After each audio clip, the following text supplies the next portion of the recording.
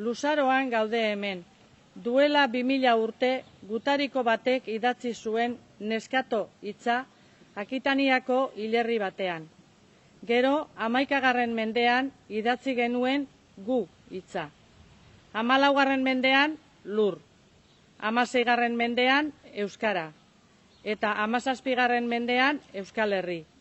Baina zer idatzi behar dugu 21. mendean? Adibidez, idatzi behar dugu etorkizun. Idatzi behar dugu elkarrekin. Eta idatzi behar dugu erabaki.